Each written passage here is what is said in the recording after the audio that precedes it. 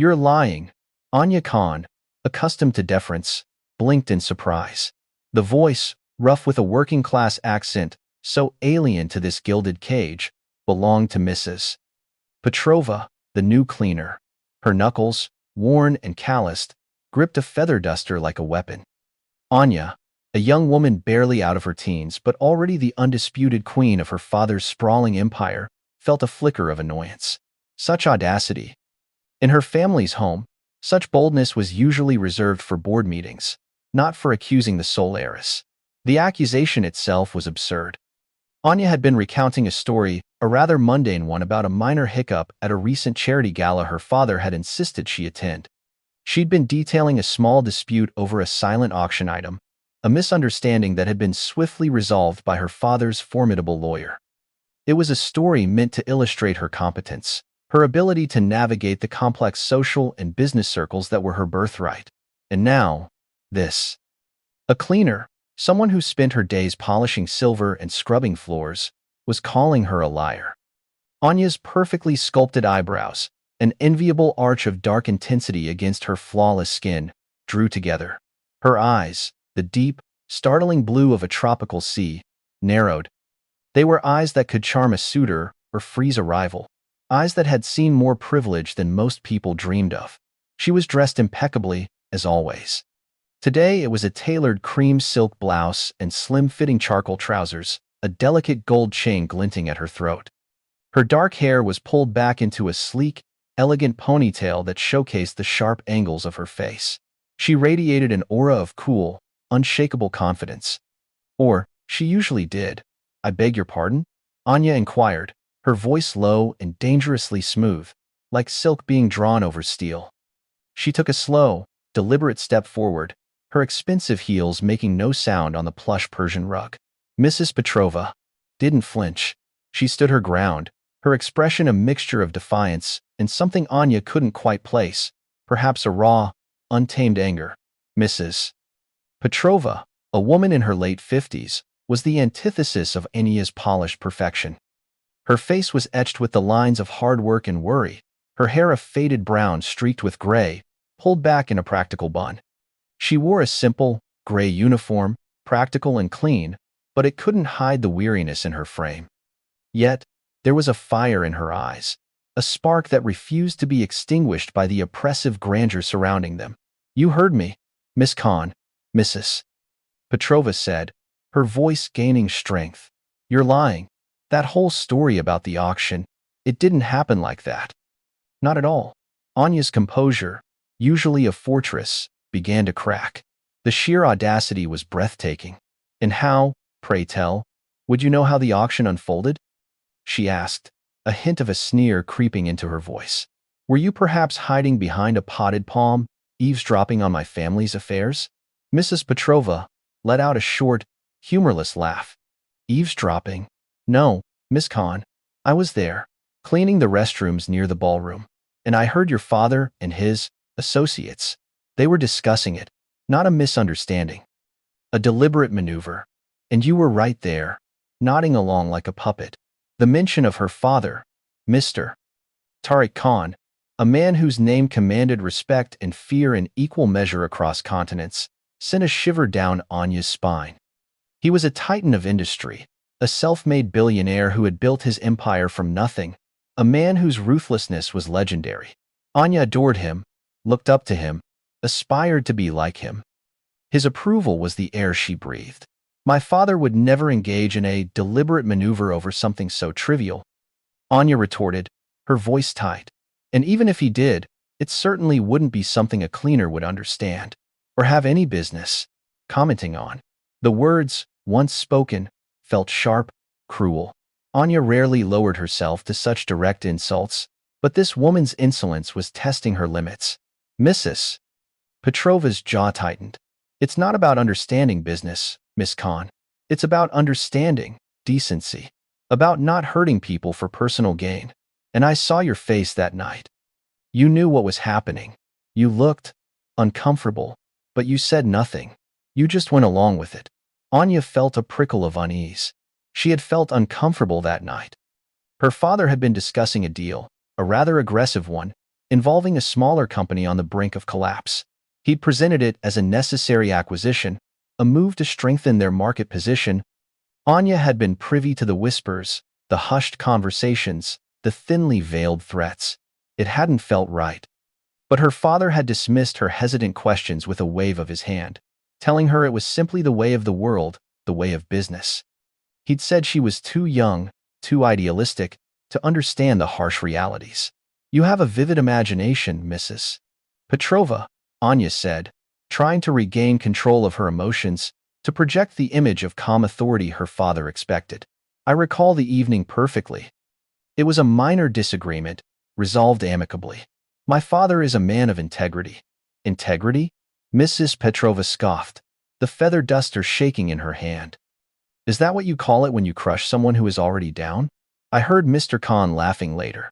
He called the owner of that little company a fool for not seeing the trap. And you were there. You heard it. You were his audience. The accusation struck Anya like a physical blow. It wasn't just about the auction anymore. It was about her father, her idol, and her own complicity. She remembered the laughter, a harsh, triumphant sound. She remembered her father's triumphant gaze, expecting her to share in his victory. And she remembered the hollow feeling in her chest as she forced a smile. "You are overstepping your bounds," Anya said, her voice trembling slightly. She hated that she was trembling. "You are a cleaner. You are not privy to our family's conversations, nor should you presume to judge them. You will apologize for this insubordination, or you will be dismissed. Immediately." Mrs. Petrova's eyes flashed with a fire that made Anya take an involuntary step back. "Dismissed? You think I care about this job? This house? This life of yours that's built on other people's misery?"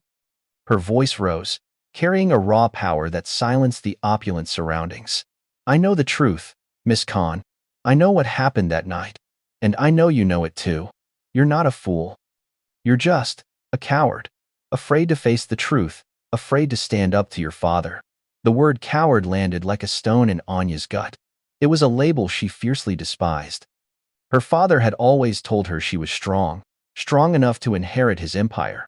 But looking at Mrs. Petrova, seeing the unvarnished truth in her eyes, Anya felt a profound wave of doubt wash over her.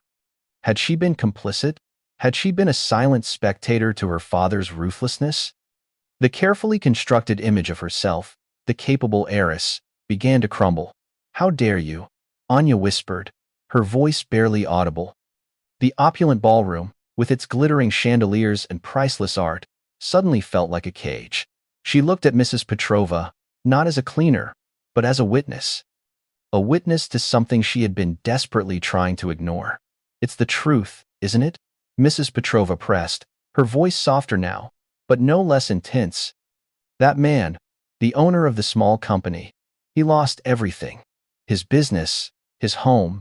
He was ruined, and your father celebrated it. And you were there." Smiling, tears pricked Anya's eyes. She blinked them back fiercely. She wouldn't cry, not in front of this woman, but the image Mrs. Petrova painted was hauntingly familiar. She remembered the weary, defeated look on the face of the man her father had just crushed. She remembered her father's dismissive wave. And she remembered her own silence. "You know nothing about my father's business," Anya managed to say, her voice thin. "You see things through a narrow lens. There are complexities you cannot comprehend." "Complexities?" Mrs. Petrova's voice was laced with a deep sadness. "Is it complex to know right from wrong? Is it complex to understand that some people struggle to make ends meet, while others, like your father, profit from their downfall? I've seen it all my life, Miss Khan. The rich getting richer, the poor getting poorer. But to see the heir apparent, the future of all this wealth, just stand by and watch, that's a new kind of sad." Anya felt a knot tighten in her stomach. This wasn't just about a disputed auction item anymore. This was about morality, about justice, about the very foundation of her family's immense wealth. Mrs. Petrova's words echoed the nagging doubts that had been simmering beneath the surface of Anya's privileged life. She had always accepted her father's narrative, that he was a benevolent force, a shrewd businessman creating opportunities. But Mrs. Petrova's raw, unfiltered perspective was a chilling counterpoint. You're making baseless accusations, Anya stated, her voice regaining some of its steel, though it was brittle around the edges. You have no proof of anything you're saying. You're just a disgruntled employee trying to stir up trouble. Proof. Mrs. Petrova stepped closer, her gaze unwavering. My proof is my eyes, my ears, my conscience, and the look on your face, Miss Khan, the guilt you're trying so hard to hide. You know it's true. You know your father isn't the saint he pretends to be, and you know that you're just as complicit by your silence. Anya's breath hitched. She couldn't deny the news, tremor that ran through her. The sheer conviction in Mrs. Petrova's voice was unnerving. This wasn't just idle gossip or a worker's complaint. This was a direct confrontation with a truth Anya had deliberately avoided. My father built this empire, Anya defended, the words feeling hollow even to her own ears. He provides jobs, he contributes to the economy, he does good in the world. At what cost? Mrs. Petrova countered, her voice rising again. How many people did he step on to get here? How many lives did he ruin? You talk about jobs, but what about the people whose livelihoods he destroyed to create those jobs for others? You think that's fair? You think that's right? Anya felt cornered. The opulent room, once a symbol of her family's power and success, now felt suffocating. She looked at Mrs. Petrova, at the tired lines on her face, the calloused hands, and for the first time, she saw not just a cleaner, but a woman who had clearly seen hardship, a woman who understood the true meaning of struggle, a woman who, despite her circumstances, possessed a moral clarity that Anya envied. You don't understand the pressures my father faces, Anya said, trying to deflect. The global market is a brutal place. Sometimes difficult decisions have to be made. Difficult for whom? Miss Khan? Mrs. Petrova asked, her voice sharp. Difficult for your father, who sits in his mansion counting his billions, or difficult for the man who loses his family business, his home, his life savings? There's a difference, a big one, and you're on the wrong side of it. Anya's vision blurred. The glittering chandeliers seemed to swim before her eyes. The weight of Mrs. Petrova's words, the sheer, unadulterated truth in them, was crushing. She had always believed herself to be strong, capable, destined for greatness. But in this moment, faced with the unvarnished reality of her family's success, she felt small, insignificant, and deeply ashamed. You need to leave, Anya stammered, her voice barely a whisper. She couldn't sustain the confrontation. The carefully constructed facade was shattering. She felt exposed, vulnerable, for the first time in her life. Mrs. Petrova simply nodded, her expression unreadable. She didn't gloat. She didn't smirk. There was a profound sadness in her eyes, a weary understanding that Anya had perhaps seen a glimpse of the truth, but was too afraid to embrace it. I've done my part, Miss Khan, Mrs. Petrova said quietly. She turned, her movements slow and deliberate, and walked away, leaving Anya alone in the vast, silent hall. The feather duster hung limply from her hand. Anya watched her go, the echo of her accusation. You're lying, reverberating in the cavernous space. She was left with a sinking feeling, a dawning realization that the opulent world she inhabited was built on a foundation far shakier and far more cruel than she had ever dared to imagine. The encounter, brief as it was, had irrevocably shifted something within her. The polished heiress was starting to see the cracks in her perfect world, and the face reflected in those cracks was one she barely recognized. The seed of doubt had been planted, and it was already beginning to sprout, threatening to unravel everything she thought she knew about herself, her family, and the glittering empire she was meant to inherit. The silence that followed Mrs. Petrova's departure was deafening, filled only by the frantic beating of Anya's own heart and the chilling whisper of a truth she could no longer deny. Her father's carefully curated image was beginning to fray at the edges, and the cleaner, with her simple words, had exposed the rot beneath the gilded surface. Anya stood frozen, the weight of the accusation settling upon her shoulders, a burden heavier than any of her father's business dealings. The truth, raw and undeniable, had finally found its way into her carefully controlled world. Anya remained frozen, the silence pressing in on her. Mrs. Petrova's words, though no longer audible, echoed in the grand hall. "You're lying." The accusation wasn't just about the charity gala. It was a deeper indictment of her complacency, her willful ignorance. Anya had always prided herself on her intelligence, her sharp wit, her ability to analyze complex situations. Yet, faced with the simple, unvarnished truth from a woman considered beneath her notice, Anya felt exposed, foolish. She walked slowly towards the floor-to-ceiling windows, her reflection a pale, distorted image against the manicured gardens outside. The manicured perfection of the estate, once a source of pride, now felt like a meticulously crafted facade, hiding something rotten. Her father, Tariq Khan, had always instilled in her the importance of appearance, of projecting strength and success. He taught her the language of business, the art of negotiation, the necessity of ruthless ambition, but he had never taught her how to confront the moral cost of that ambition. She thought back to the incident Mrs. Petrova had described. The acquisition of Innovate Solutions, a struggling tech startup founded by a brilliant but naive young entrepreneur named Samir Al-Jabari. Anya had been present during the final negotiations. She remembered her father's confident pronouncements, his assurances that this was merely a strategic move. She recalled Samir's hopeful, almost desperate, eyes, his belief that Khan Industries would be the lifeline his company needed. And she remembered her father's private, triumphant smirk once the deal was sealed, a smirk that spoke of a predatory victory, not a partnership. Mrs. Petrova, the cleaner, had seen it. She had heard the truth in her father's boastful words, and she had seen Anya's discomfort, her flicker of unease. Anya had dismissed it then, burying her doubts under layers of rationalization. Her father's success was paramount, his vision, infallible, his methods, justified by the ultimate outcome. But Mrs. Petrova's accusation had prized open that carefully constructed shell. Anya walked over to a side table, her hand hovering over a crystal decanter filled with amber liquid. She didn't drink. Her father disapproved of it, calling it a crutch for the weak. But for the first time, the temptation to pour herself a stiff drink, to numb the gnawing sensation in her gut, was overwhelming. She turned away from the decanter, pacing the length of the hall. Her mind raced, replaying every interaction, every overheard conversation, every subtle hint of her father's less than scrupulous dealings.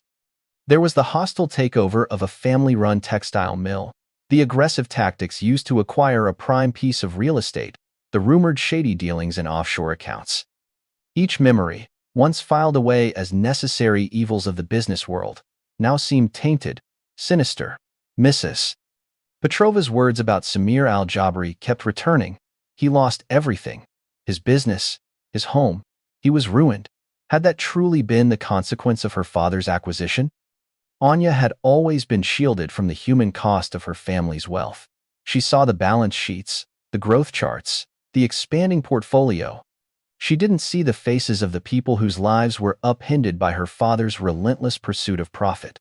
She stopped pacing, her gaze fixed on a large, abstract painting on the wall. It was a chaotic swirl of dark blues and stark whites, a reflection, perhaps, of her own internal turmoil.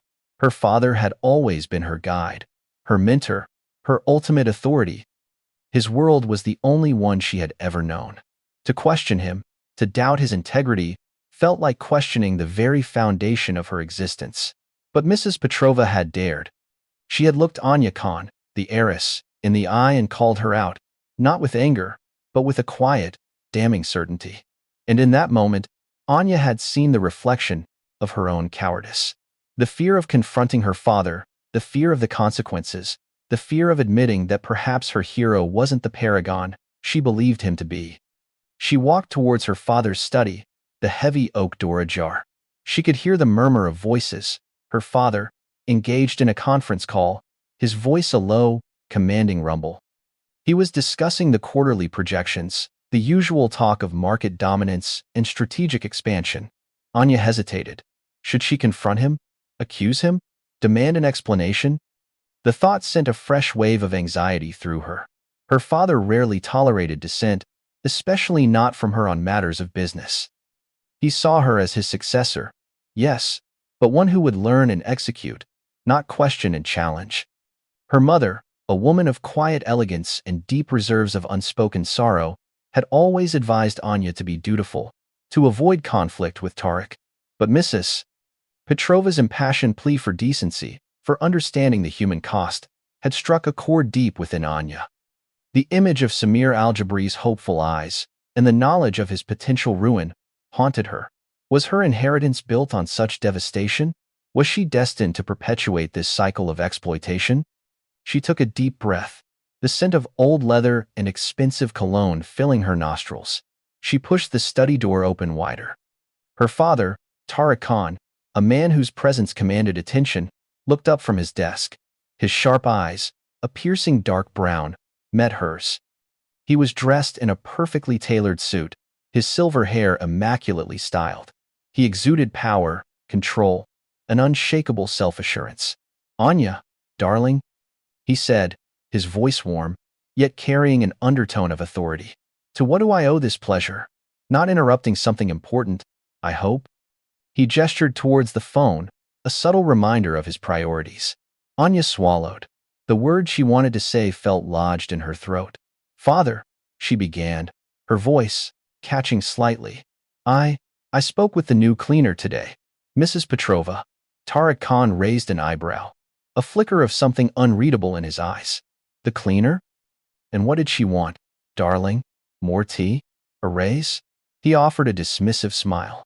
She accused me of lying," Anya said, the words tumbling out before she could stop them. "About the Innovate Solutions acquisition."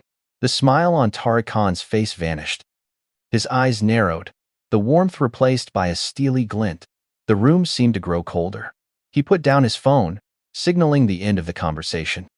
His full attention was now on her, and it was an unnerving, intense focus. "She said what?" Tariq Khan's voice was dangerously quiet. It was the tone he used when discussing a rival he intended to crush. She said it wasn't a misunderstanding. She said you deliberately ruined Samir Al-Jabri, and that I went along with it. That I knew." Anya's voice wavered on the last words. She couldn't meet her father's gaze. She stared at the polished mahogany of his desk, wishing she could disappear. Tariq Khan leaned back in his chair, a slow, chilling smile spreading across his face. It was not a smile of amusement, but one of cold calculation. "She said that, did she? The cleaner? How? Impertinent." He steepled his fingers, his eyes fixed on Anya. "And what did you tell her, my dear Anya?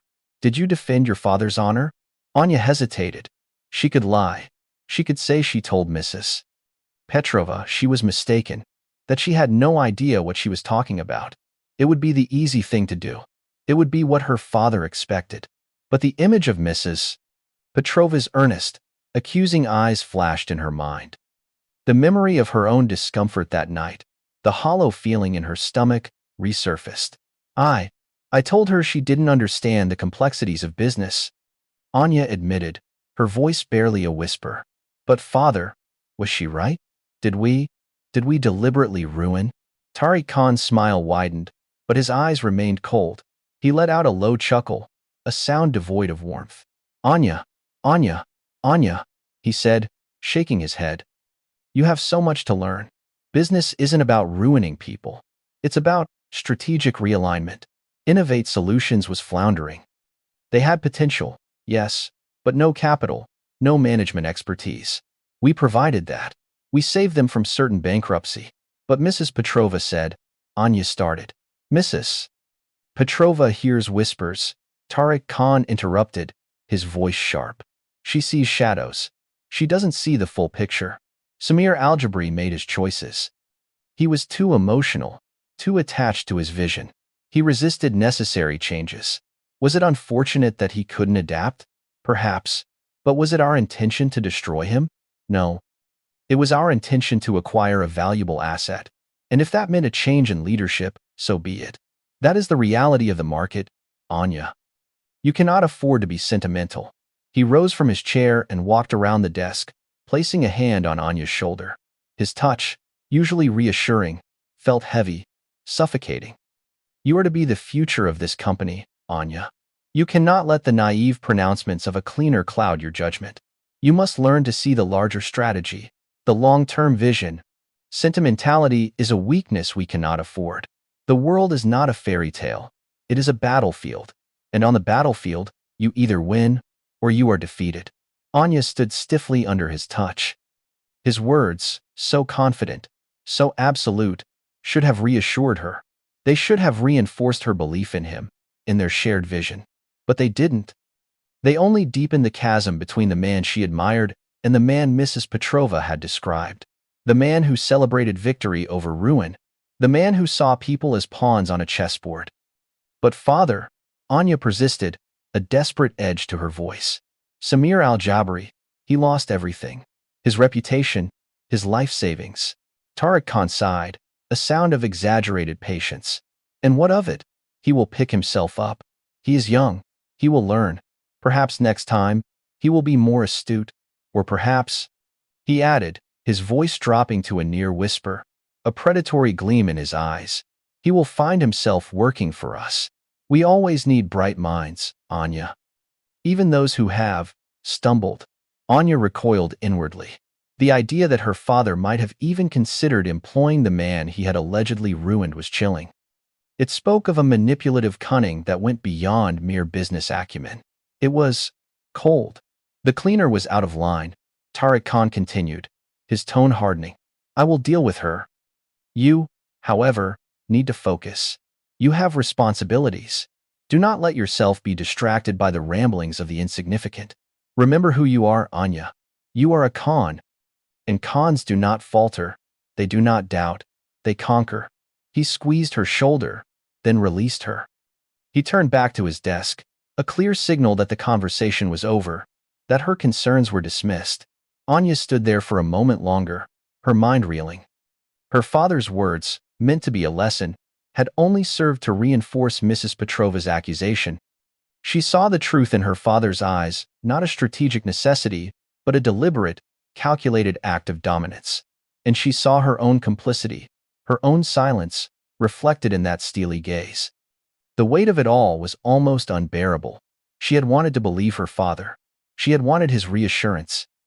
Instead, she had received a chilling affirmation of the darkness she had glimpsed, a darkness she was now inextricably a part of. The polished heiress was beginning to see the true cost of her inheritance, and the realization was more terrifying than any lie. Anya left her father's study, the heavy oak door closing softly behind her. The conversation, if it could be called that, left her feeling colder than before. Her father's unwavering conviction, his dismissal of Samir al-Jabari's ruin as mere sentimentality, solidified Mrs. Petrova's claims in Anya's mind. This wasn't about business strategy. It was about power, about crushing anyone who stood in the way, and about Anya's own complicity through her silence. She walked through the vast, silent hallways of the mansion, the opulent decor now seeming hollow, mocking.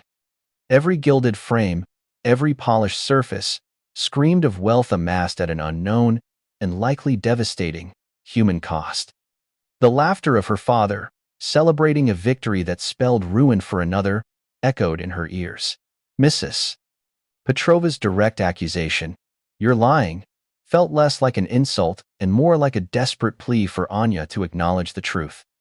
Anya found herself drawn to a small, seldom-used library, tucked away in a quiet wing of the house. The air was thick with the scent of aged paper and leather. Rows upon rows of books stood silent, their stories locked away. She ran her fingers along the spines, searching for, she didn't know what, an answer? Absolution? A way out of the gilded cage her life had become? She pulled out a thick volume, its cover worn and unassuming. It wasn't a financial report or a business journal. It was a collection of biographies, stories of individuals who had achieved greatness through perseverance, integrity, and often against immense odds.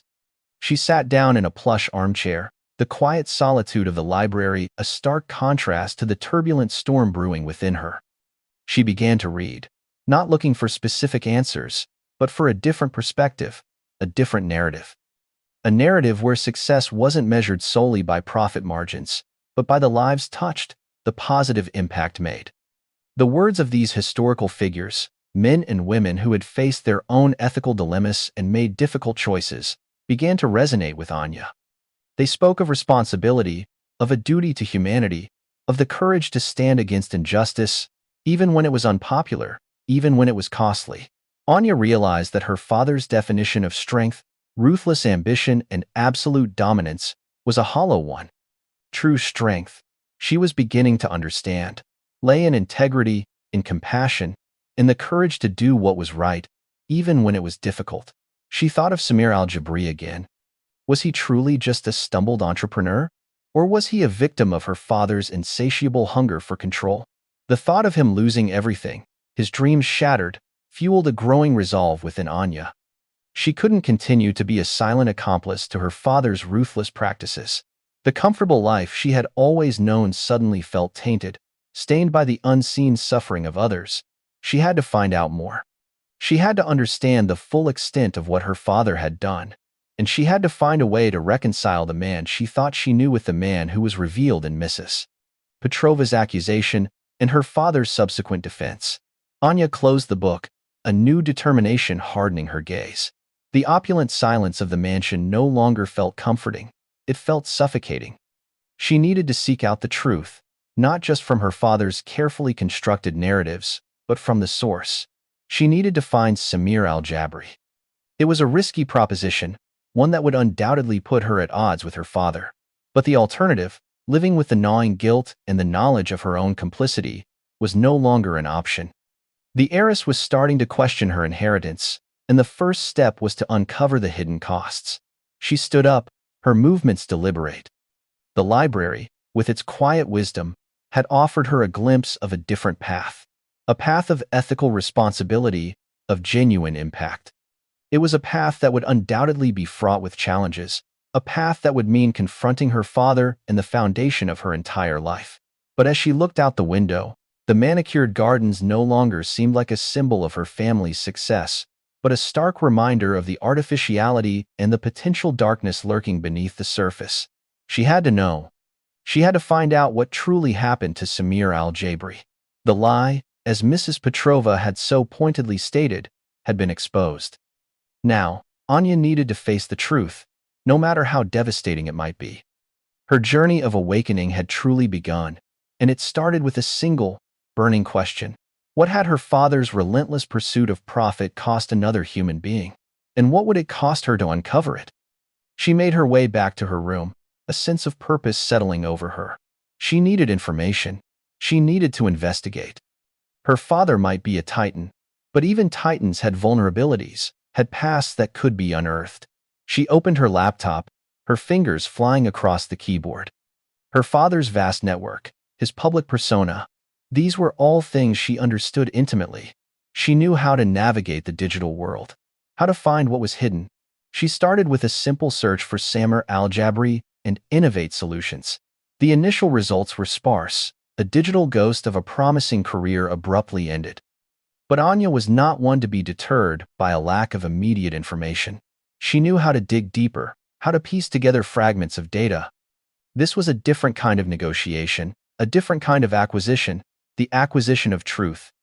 Her search led her through archived news articles, defunct company profiles, and veiled references on obscure tech forums.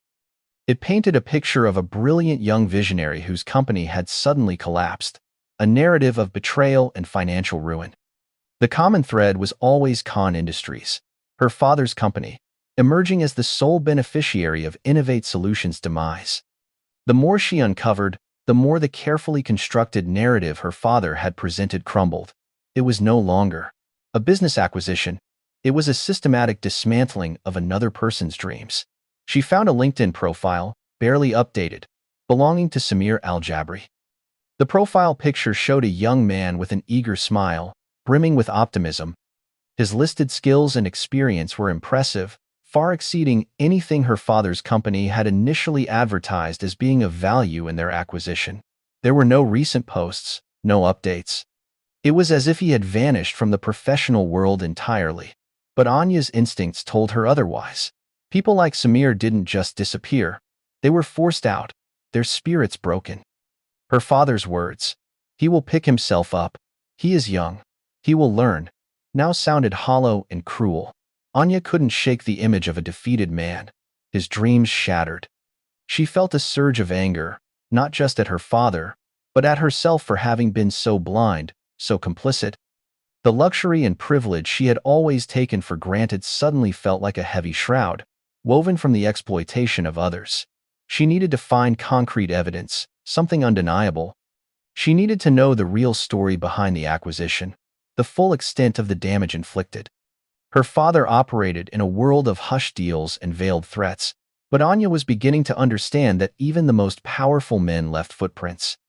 She started cross-referencing names of executives who had been involved in the acquisition, searching for any public records, any connections that might lead her to the man behind the numbers. The digital trail was faint, but it was there. It was a painstaking process, requiring hours of sifting through obscure databases and corporate filings. But Anya was driven by a newfound determination, a desire to uncover the truth that had been so carefully hidden from her. Her father's dismissal of Mrs. Petrova as an insignificant cleaner suddenly seemed like a strategic move, an attempt to silence a witness who had seen too much. Anya wondered how many other Mrs. Petrovas there were, people who had witnessed her father's ruthlessness and had been marginalized, ignored, or silenced. The thought sent a shiver down her spine. This wasn't just about one man's ruined dreams. It was about a pattern of behavior, a system of exploitation that her father had perfected. She spent the rest of the day and deep into the night researching, her eyes growing tired, her resolve only strengthening with each piece of information she unearthed. The sparse digital footprint of Samir al-Jabri was slowly being fleshed out, revealing a trajectory of innovation and potential that had been brutally cut short. Anya felt a growing sense of responsibility, a moral imperative to understand the full scope of her family's empire, built as it seemed to be on a foundation of broken dreams. As dawn approached, Anya finally found a small article buried in the archives of a local newspaper from years ago, detailing the struggles of small businesses in the region. It mentioned, almost as an afterthought, the closure of Innovate Solutions and a brief, uncredited quote from a spokesperson for Khan Industries about the company's inability to meet market demands. There was no mention of Samir al-Jabri himself. It was a story of corporate success, told from the victor's perspective, with no room for the vanquished. But Anya knew better. She knew there was a human story buried beneath the corporate jargon. She decided then and there, she had to find Samir al-Jabri. The truth, she realized, was not something to be found in spreadsheets or press releases. It was in the stories of the people her father's empire had impacted. And Anya was determined to hear those stories, to confront the reality of her inheritance, and to understand the true meaning of the lie she had been living. The investigation had begun in earnest, and Anya Khan was no longer just the heiress. She was an investigator, seeking the truth that lay buried beneath layers of wealth and deception. Anya knew the truth now. Her father's empire was built on more than just business acumen. It was built on broken dreams. The heiress vowed to find Samir al-Jabri and uncover the full story. What do you think Anya should do next? Let us know in the comments below.